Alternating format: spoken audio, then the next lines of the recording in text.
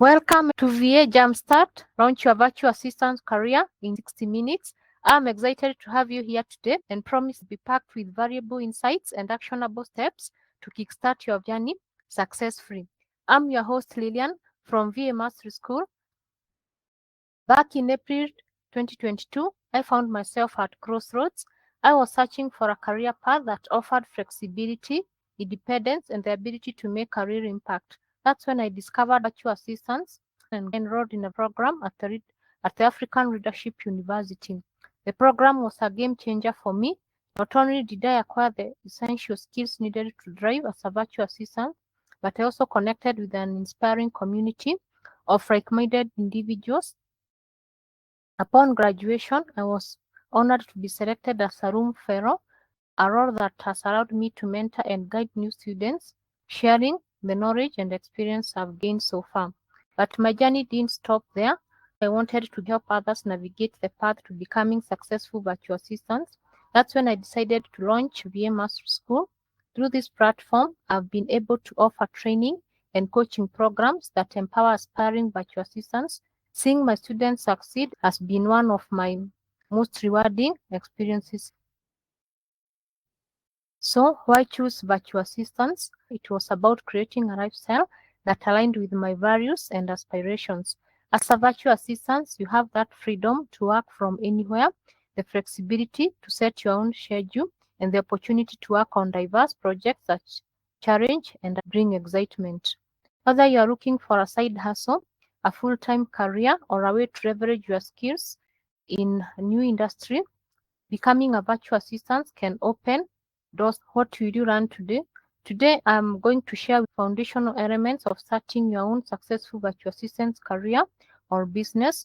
We'll cover everything from introduction to the virtual assistance industry, current state of virtual assistant services,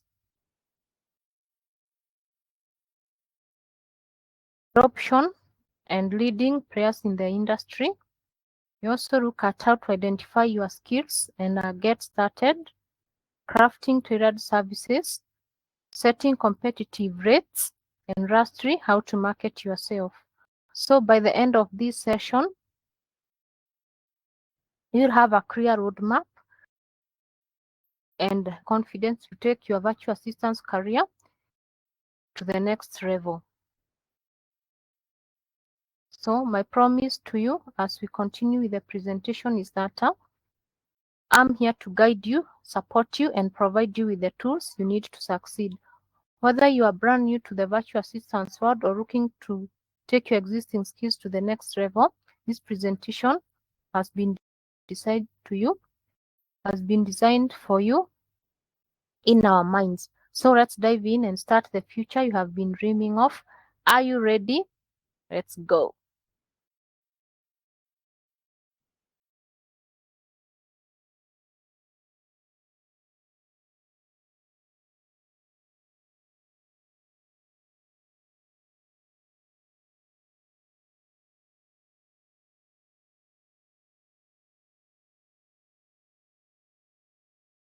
This is a virtual assistant at work. It comes with the flexibility and freedom from working from anywhere, even from your living room, bedroom, restaurant, or cafeteria. Starts with the introduction to the virtual assistant industry. The virtual assistant industry, or the VA, has experienced significant growth in recent years, driven by advancements in technology and the increasing needs for business to operate remotely, as companies are seeking to optimize their operations and reduce costs. The demand for skilled virtual assistants is on the rise, as these virtual assistants can perform a variety of tasks from administrative support to specialized services. Understanding the dynamics of the virtual assistance industry is crucial for aspiring virtual assistants, as it will provide insights into potential opportunities, market demands, and evolving nature of remote work. By definition, how can we define a virtual assistant? A virtual assistant is a self-employed or an independent worker who specializes in offering administrative services to clients from a remote location. It could be from a home office, or it could be even a co-working space. Tasks range from scheduling appointments, making phone calls, travel arrangements, managing email accounts, and so many more, like even graphic, web designs, and social media management. The global virtual assistant service market size was valued at USD 4.12 billion in 2020 and is expected to grow at a compound annual growth rate of 24.4% from 2021 all the way to 2028. So the opportunities. The report also states that the number of virtual assistants worldwide was at 3.9 million in 2020 and is projected to reach to 8.4 million by 2028, meaning there is still demand and opportunities for those of us even who are starting out. The adoption of virtual assistant services is driven by various factors such as increasing need for operational efficiency, the rising demand for outsourcing non-core activities, the trend of remote work and freelancing, availability of high-speed internet, and new business models and platforms. These new business models whereby you find that most companies have embraced the nature of remote work and they're able to hire worldwide from all regions across the world, from Africa, Asia, Europe, and America, and diverse platforms such as Upwork, Fiverr, and more. There are so many platforms which have emerged over the years whereby you can pitch there and get clients for your services. So who are the leading players in the virtual assistance market? These include companies such as Bile, Fancy Hands, Time, and so many. You Assist Me, there is a VA Talks, Virtual Employee, Worldwide 101, Zichu, 24/7 Virtual Assistants. There are so many more. When you key in the Google or you search, you'll be able to see all of them. And the good thing is that most of them have now embraced virtual assistants from worldwide, from even Asia and Africa. You can get opportunities from those outsourcing companies. How do you identify your skills and strengths, especially when getting started? This is a form of a checklist which you are going to be looking at. Number one, list your previous job roles and key responsibilities. For example, if you are an admin assistant or a customer service agent or a call center agent, you can list your previous job roles and the key responsibility. And one of them could be something like scheduling and managing emails for clients and even taking calls and making calls. This one can work well if you want to do cold calling or setting appointments. Number two, to identify tasks where you excel or receive positive feedback, because once again, you cannot go to these services whereby you didn't excel. You end up offering poor services and getting low ratings and poor feedback, which will affect your performance, especially if you have accounts in places like Fiverr or Upwork. This one can really affect you and you might end up being removed from the platform. Number three, consider specialized training, certification, or education, especially in graphic design, web, or even teaching. You can consider that and offer service. A service that I've seen do it in education field is for teaching. You can offer to teach a new skill or even a new language. Number four, assess your competencies in technical skills like software and tools. Again, you cannot be blank on this area. You have to know how to use softwares, like the ones for scheduling, if software for making calls, software for writing emails, any form of email, whether it's a cold email, you have to go to have a know-how or a knowledge of how to use the software. Tools could be tools like how will you be communicating with your clients. You have to have knowledge in using tools like Asana, Trello, and even Slack, whereby you can be messaging and even tracking and billing your clients. The other item on our checklist is you have to know how to evaluate your organizational and time management abilities, because this is crucial. You'll find that most of the services which you'll be offering will be billed per hour, meaning you have to be good in managing your time and know how many hours you have used to do the client's project or work, because now again that one might bring issues when it comes to bidding. You also have to know how to reflect on your communication skills, both written and verbal. This one is very important, especially if you are in offering services like administrative tasks, customer support, or call support services.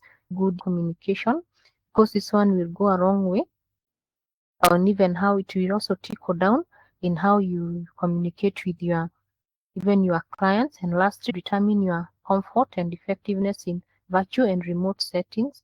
This comes with the flexibility to work from anywhere, know which zone is comfortable for you, and you can be able to work with minimal distractions, and you're able to focus 100% and deliver.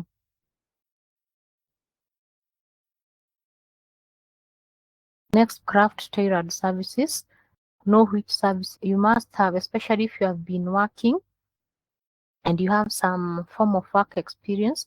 Again, even if you are just starting, nowadays we have so many platforms offering free trainings whereby you can even get a certificate. If you are passionate about customer service, you can take a short course and start offering services immediately. You can even take courses like if you're passionate about web design or graphic design or social media management, enroll and get started.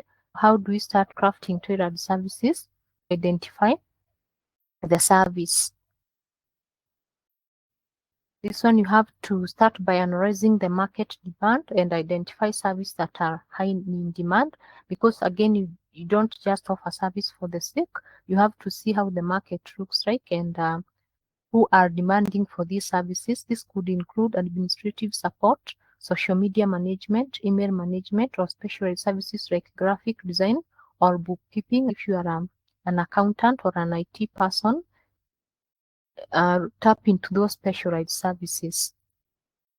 Start coming up with hourly rates and charging for these services. There are clients looking for a dedicated bookkeeper, or maybe a business person who is looking for a dedicated graphic design. You can maybe even get a long-term project to work with your client. After identifying the service, you have to check if the skills are matching. You have to match your skills and strengths to the service. This will go a long way to ensure that you can deliver high quality work by focusing on services that you have expertise and experience in, because again, if you're not able to match the skills, you might end up offering poor services. Clients will complain, and you'll no longer be able to get clients for your services, because clients are after quality, and most of them will be willing to pay even a rate of even 30, 40, even $50 per hour. You cannot compromise. You have to be very thorough and match your skills to that service you're offering. Number 3, you have to define service scope. You have to clearly what each service includes, the expected deliverables and limitations, or maybe exclusions, what you are not offering there. This will help the clients to set the expectation and ensure clarity from the beginning to the end. Again, there are some platforms which actually do not allow disputes, because you can do a project or work for your client, and then when you are delivering, some disputes may arise. So this one you have to be very careful and define the service scope. For example, if you are doing social media management, you have to clearly outline what you are doing, because again, you can't say that maybe, for example, you have said, like, for example, you are working dedicatedly for Instagram, and then you start taking projects to do with Facebook or YouTube management. This one was not defined. You did not give any deliverables. Then you undertake the project. Chances are might be issues affecting your scores and customer feedback, or your ratings. As you popularly see in those platforms, they are called ratings, and they are given in form of stars. You can get somebody has 3 stars, 4 stars, 5 stars. At some point, you can find someone with a 1 star, meaning there was a problem with how the service was identified, how the skill was matched. The problem could be, how do you define your scope of work? Number 4, you have to be competitive in pricing. Do market research. For example, if you have decided that you are going to be offering services in Fiverr or Upwork, have to do your research there. If you're in the social media management niche, check how many they are charging, how many maybe freelancers are there and how much they are charging, and then you're able to gauge and value yourself, especially if you are starting. You don't have to set such highly or very maybe unreasonable rates. You have to start somewhere. The time you can go, as time goes by rather, you can go increasing your rates. Maybe even if you started at maybe 10, given that you're able to, maybe have been able to get projects and clients are happy, you can now use that one as an avenue to maybe to go to even to 20 or 20, a rate of 20 or 25.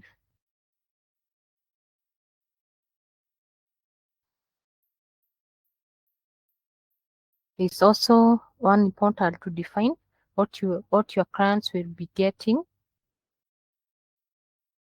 or rather what value your service will be bringing to that client. For example, if you're a social media manager or maybe bookkeeper, you have to craft a compelling proposition that highlights the unique benefits and results the client can expect from your service.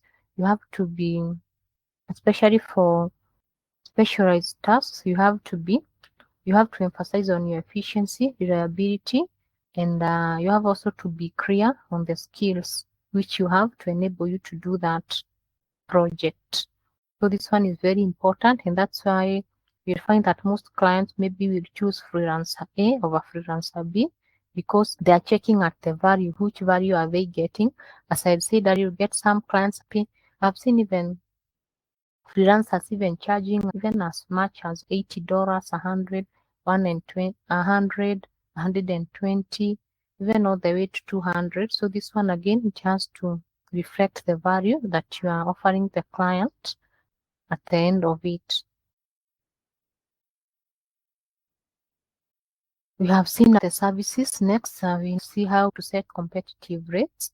Number one, you have to research the average rates in the industry for similar services. As I've said, you can use platforms like Upwork and Fiverr to benchmark what freelancers in your niche are charging. If you are in customer service, you can, first of all, you can see when the service they're offering and even the rates. Again, very important, you can also check in the regions, maybe what a freelancer in the United States, UK, and what a freelancer maybe in Asia or in Africa might be charging. You might find there's a slight difference, so you have to factor it in. Number two, consider your experience and expertise when setting rates. You cannot be a beginner and start from 80. Start somewhere, work with clients first, get the experience, and also get their feedback. So from there, that's what you'll be able to determine if you can charge even higher. Number three, you have to account for any specialized skills or certifications you possess. This one is very important. For example, if you are a certified accountant or an maybe certified maybe IT specialist, you can consider, or even a certified public accountant. Here in my country, we call them CPAK. So this one can be a good way also to know if you are going to charge low, high, or higher. You have to determine the value you provide and how it differentiates you from the competitors. Again, as I've said, you can maybe check why freelancer A is charging $30 and another one is charging maybe even 2 times or even 3 times, maybe 60 or even $90. So this one you have to check and compare. If you are really charging 90 and delivering that value, or you're maybe just doing it for the sake of competitors, no, you have to be very deliberate and check the value you are bringing in. You also have to factor in overhead costs such as software tools and utilities. A good example would be if maybe you're using a paid software, factor in this cost. If you're using tools again, maybe if you're using, maybe at some point you like maybe to use some tools maybe for copywriting or maybe proofreading or something, you can check. And also utilities. A good example would be if you are maybe you choose to work in your house, you can check maybe the electricity bill and even internet bills you can check and also factor in. You have also to evaluate whether to charge hourly per project or a retainer fee. This one is very important because we find most of us freelancers when we are starting, the easier one would be to charge hourly.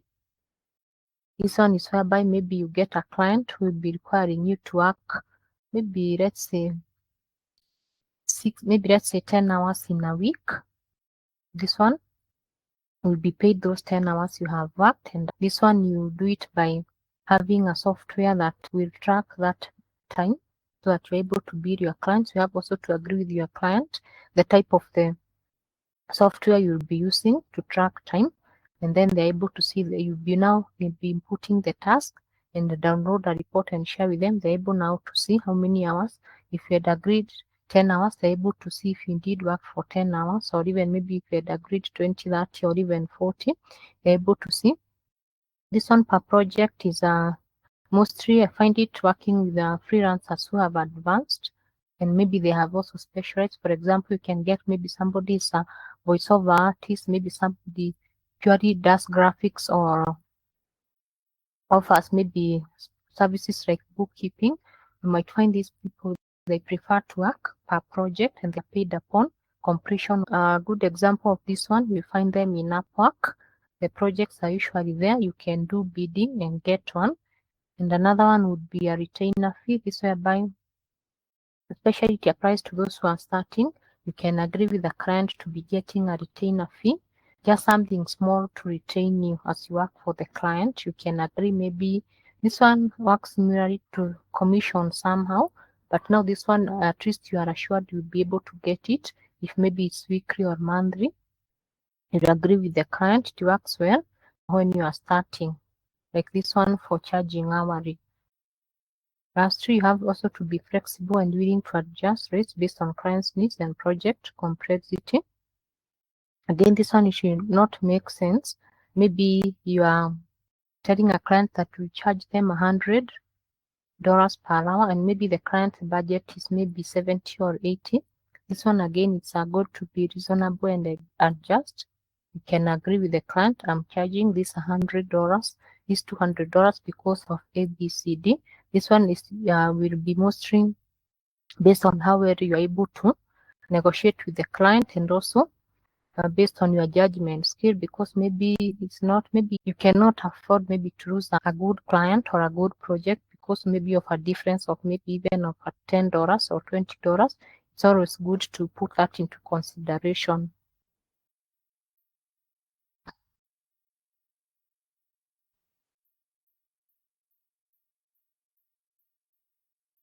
So as we're almost coming to an end, another part I would like to touch on is how do you market yourself effectively? There are a couple of ways. Number one, you have a professional website, or if you are starting, you can start with a one page. You can call it a portfolio, one page portfolio. You can maybe say who you are, your name, the skills you have and the services, and how clients can reach or pay you. Then maybe if you advance and come up with an agency, now you can create a full now website with blog articles, with about all those, maybe even services. You can now have a service on its own page, and even testimonials. Also, when you're also creating that maybe one page portfolio, it's good also to include testimonials, especially if you have worked with clients. That's the only way to prove that you're actually good at what you do and you are delivering results. Apart from website, you can also use avenues like social media. Who likes Instagram, and you're able to make very good posts or graphics. You can start there.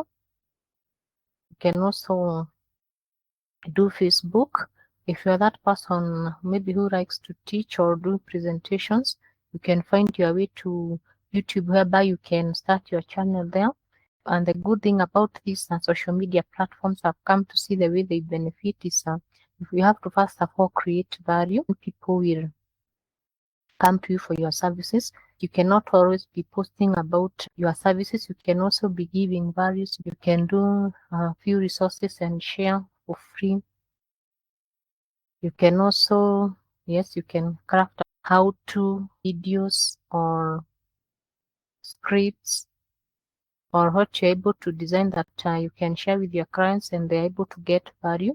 And that, first of all, that's how you end up now growing organically, especially if you're starting out and you don't have money to run ads. Social media platforms work well when you're able to run a few ads once in a while and also boost posts.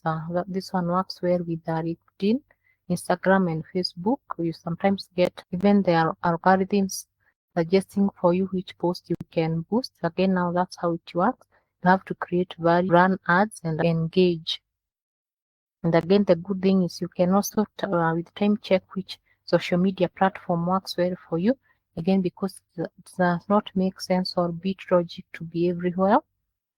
You have to know which platform works well for you, and depending on the service you are giving, you can as well check. Apart from the website and social media, you can also use networking events. They could be in person or virtual. They are very good, especially the industry related one. And a good place you can be able to see these networking events could be LinkedIn, especially if you are following certain companies to see if they have events, maybe webinars, seminars. You can be able to attend. Even another place you can be able to know about your upcoming events. You can also check in Google and your local chamber of commerce. For example, based on your country, you can check which industries are meeting.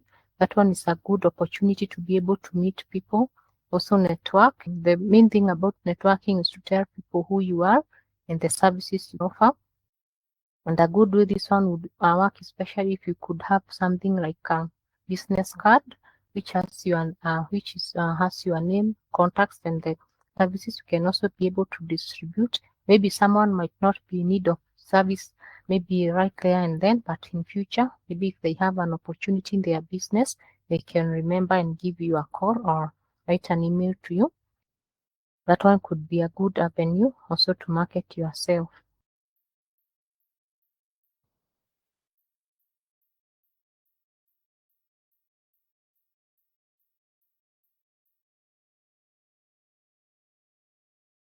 Yes, this one I had touched about it, leveraging on the power of social media. You have to utilize social media platforms like LinkedIn, Facebook, and Instagram to promote your service, share content, and engage with potential clients. This one is very key. Another thing I've also seen working is you can do guest posting.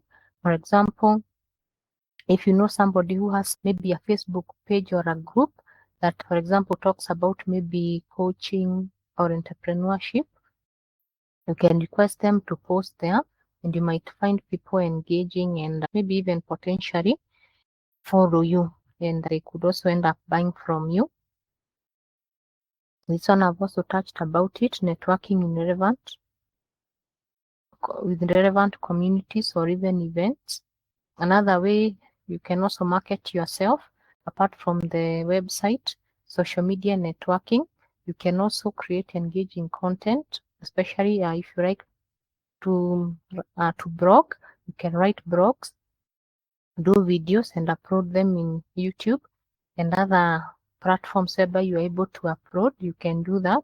You can offer webinars from time to showcase your expertise, providing free value to increase your credibility and attract potential clients. This one is very important, especially if you are you're a person who likes to teach like me. This one can be very lucrative, especially doing webinars. You can host your own or even request to be a host in someone else's upcoming webinar.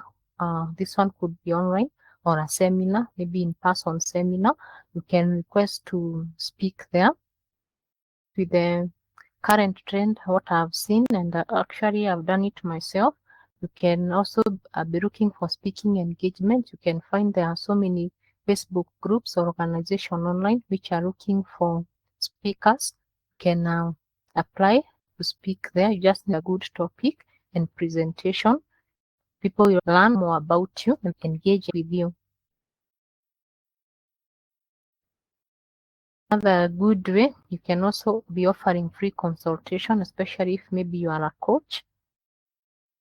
You can do free consultation, or social media manager, you can do a free consultation, or what I've seen, they're calling them audits. You can take it upon yourself to do a few audits for a few business. Maybe you can have a look at their social media profiles or their website, and you can highlight for them one or two things that they can change, and they are good to go. This one, you can do it in exchange for a testimonial, which again you can call it splashing. You can splash it or sprinkle it on your social media handles, which again will go a long way in helping you build your portfolio and credibility.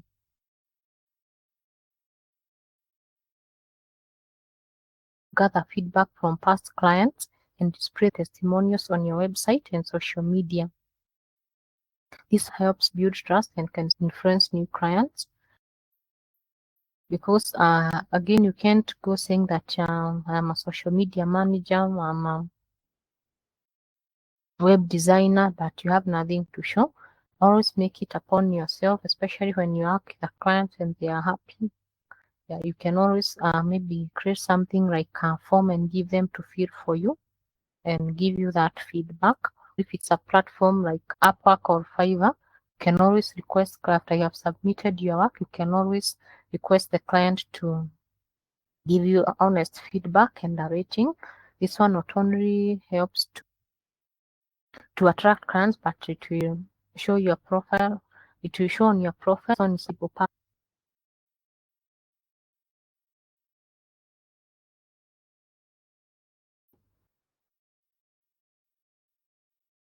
about.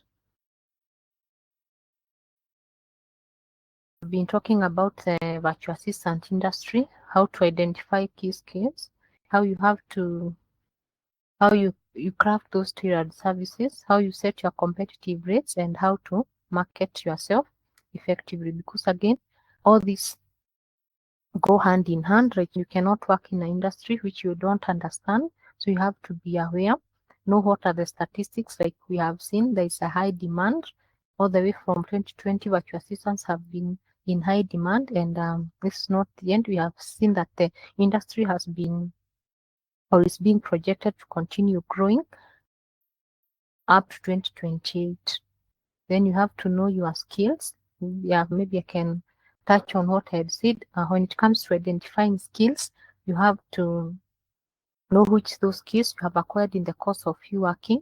Again, if you have not worked, maybe you are a fresher, or maybe somebody who graduated recently. There are so many free courses out there, like Coursera, we have Udemy, we have Allison. You can check for even other platforms which are paid, or even online universities you can pay, and you're able to get those skills.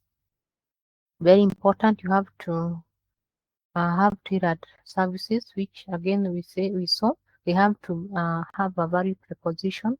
Your rates have to be competitive. Don't just set rates for the sake. Check competitors, demand your skills, and be very deliberate about your marketing. You cannot have just maybe all that, the skills, the services, and you're not marketing them. Again, you have to be very aggressive in this and know how to market yourself, because again, if you don't market yourself, like, the bigger part about marketing will be about you, not even the other person. So it's something you have to keep doing and know when and where to market yourself. Another thing to highlight is how to set clear goals. For any business, like virtual assistance is a business like any other, you have to have short-term and long-term goals for your business or your career. You have to outline actionable steps to achieve these objectives. Know where you want to start, where you are going, and where you want to be. Have a clear roadmap. Setting a goal is about having a clear roadmap of where you are starting and where you want to be, maybe the next 5 or 10 years. Another thing would be, how do you develop an action plan? You have to create a detailed action plan that points out your specific tasks and timelines. Prioritize activities that have the most immediate impact when you are launching your career. For example, is it giving values to customer? Is it getting paid? Is it getting what? Is it doing that what makes you happy at the end of the day? And is that the way you drive your satisfaction? So you have to have a complete action plan. You have also to, very important, you have to continue running, especially in all fields from customer service to graphic designs to IT. There are so many advancements, especially in the field of technology. You cannot afford to let your guard down. Stay updated on industry trends, especially in social media, which trends are there. If it's TikTok, what is happening there? Have to know new tools. You have so many tools which are coming up every day. So this one, you have to know which tools, which job can you use their tools, and which job can you do with those tools, and which jobs not to do with those tools. Because again, these tools are not meant to take away our creativity. They are just meant to enhance and make things easier, especially in the field of automation, whereby you can no longer be doing things manually. You have at least to have automations. This one really works well, especially when you have to set up payments. You cannot just be correcting your payments manually. You have to have some tools. And even when sending contracts to your clients, invoicing them, you have to be at par with which tools you're supposed to use, and also know which best practices you have to use in the industry, because there are things like issues like ethical consideration will always come, and also things like consent, confidentiality. So you have to be updated with the best practices. Consider enrolling in advanced courses or attending webinars to continuously improve your skill set. I've said that be on the lookout for maybe free courses. If you're able to take free when paid and you're able to get that certificate, you can also be you can be attending webinars. It's also a good opportunity to learn what is happening there. Maybe, for example, if it's a webinar about sales, you can attend and see what advancements are there in the field of sales and how you can improve. This one is very important, because again, when you continue running and stay updated, it will not only help you to be better, but it will help you to go along with connect with other virtual assistants and professionals in the industry. A good way to do this is to join groups, especially Facebook groups. They have come to help. You can also join LinkedIn groups. I can see there are groups there. You can also join. Another good way, you could also find a mentor, or we call them accountability partners, who can offer guidance and advice as you embark on your virtual assistance journey, because you cannot run everything by yourself. You need the support of others, maybe even to point out mistakes, to give you feedback, and that's how we grow. So this is very important.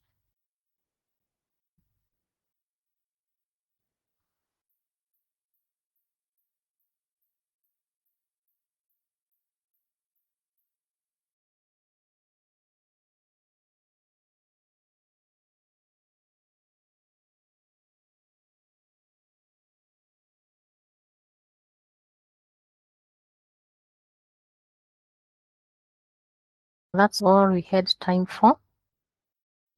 We have come to the end of our presentation, which has been insightful. I'll stop sharing and make a few points.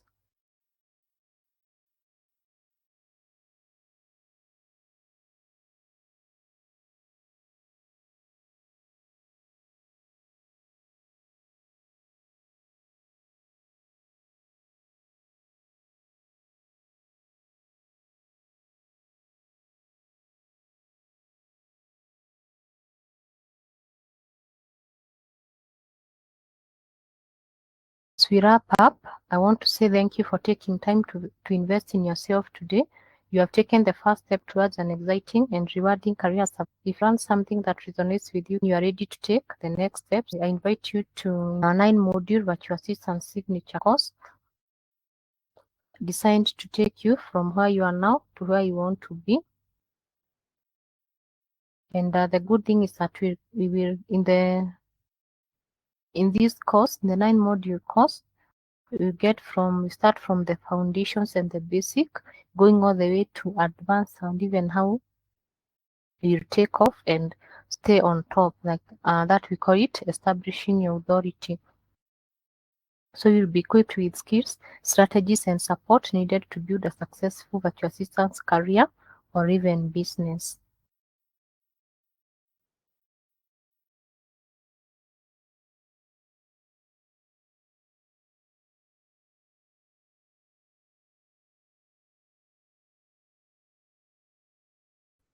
I hope you found this session valuable and inspiring. If you have any questions or any virtual assistant topics that you would like me to cover, please feel free to drop them on the comment section or even in any of our social media handles. We are on YouTube. We're also on TikTok, Facebook, Instagram, and Twitter. You can engage with us. You can always feel free to leave us comment and questions we have there. They'll be able to see your questions and get back to you. And even myself, I ensure to check and also be able to get back to you ASAP. If you also like to know more about virtual assistant, or you feel that virtual assistant is a thing for you, please feel free. We have crafted a survey titled Virtual Assistant Suitability Survey. At the end of the survey, you also be able to see our course and a link directing you to enroll. Again, if it's a good fit for you, you are welcome to apply. Virtual Assistant Mastery School community is a good community. You'll be able to learn, grow with me and other like-minded professionals who have enrolled in our course. The link for how to enroll in our course, we are calling it Virtual Assistant Mastery course. The link is in the description or comment section. You'll be able to see it. Even the link to take the survey is also there. You'll be able to engage with it. Remember to hit the subscription button, share, and comment. We appreciate those coming back to our channel to watch our videos. Whenever we release new content, we are so grateful. We don't take it for granted, even those who like and share our content. If you haven't, I beseech you to consider subscribing and become part of this VA community, the ever-growing VA community.